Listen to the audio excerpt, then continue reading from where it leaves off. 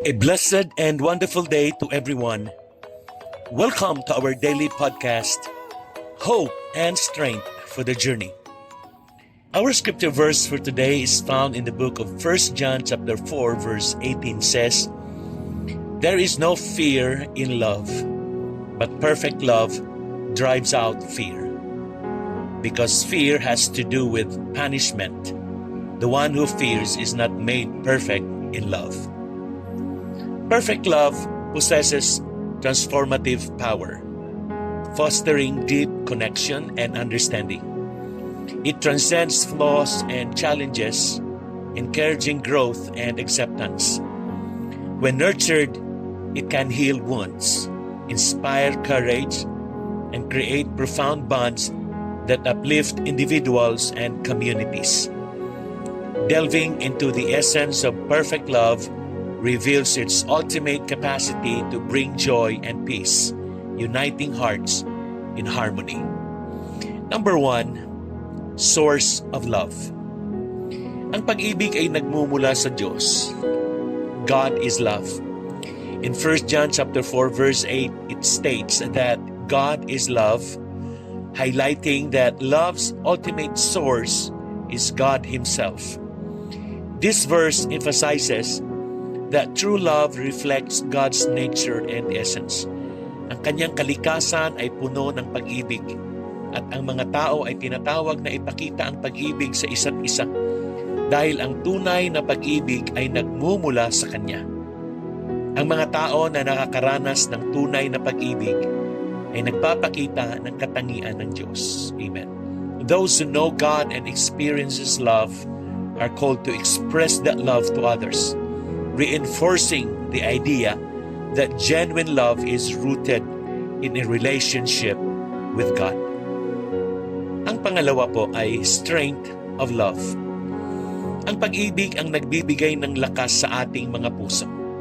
Perfect love casts out fear. In 1 John chapter 4 verse 18 emphasizes that perfect love casts out fear. It suggests that genuine love rooted in God brings confidence and security, allowing individuals to overcome anxiety and dread. Ang pag-ibig ay nagbibigay ng seguridad at nagbibigay daan sa atin upang maging buo at malaya dahil alam natin na ang pag-ibig ay laging nariyan para sa atin. The ultimate message is that love is powerful enough to transform hearts and diminish fear, highlighting the profound strength and protective nature of love in our lives. Amen. And number 3, sacrifice of love. Ang tunay na pag-ibig ay nag-aalay ng sarili. Christ's ultimate sacrifice demonstrates this.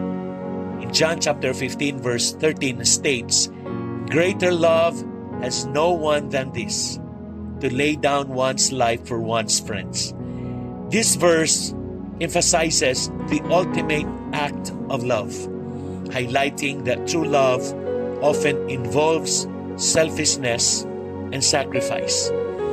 Ang sakripisyo ng pag-ibig dito ay ang pinakamataas na anyo ng pagmamahal, kung saan handa ang isang tao na isuko ang kanyang sarili para sa kapakanan ng iba.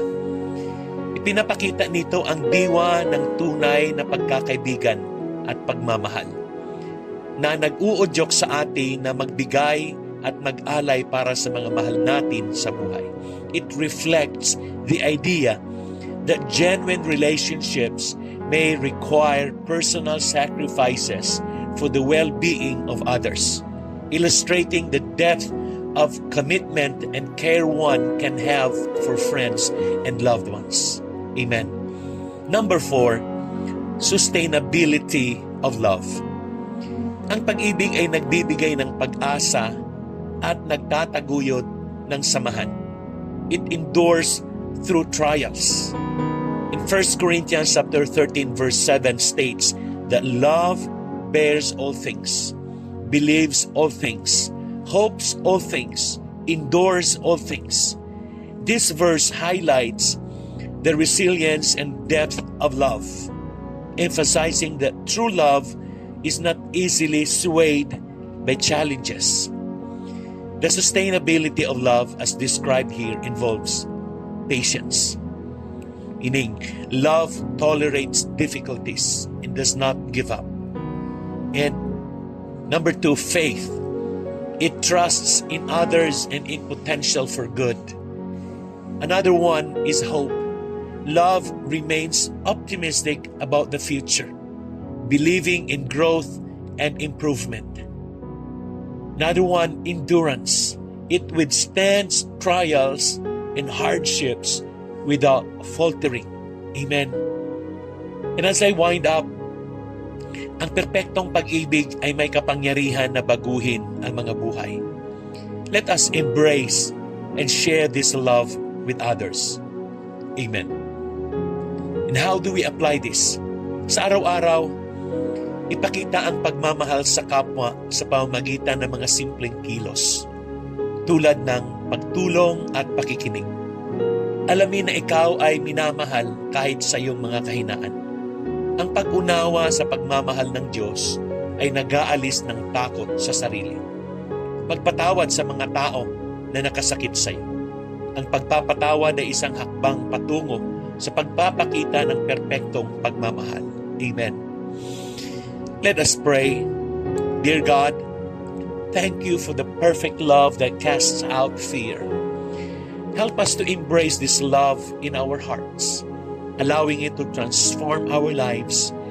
May we reflect your love to others, breaking down barriers and fostering unity. Grant us the strength to overcome our fears and to trust in your everlasting love. In Jesus' mighty name we pray. Amen and amen. Again, good day and have a joyous day ahead of you. God bless you and your family. See you again tomorrow.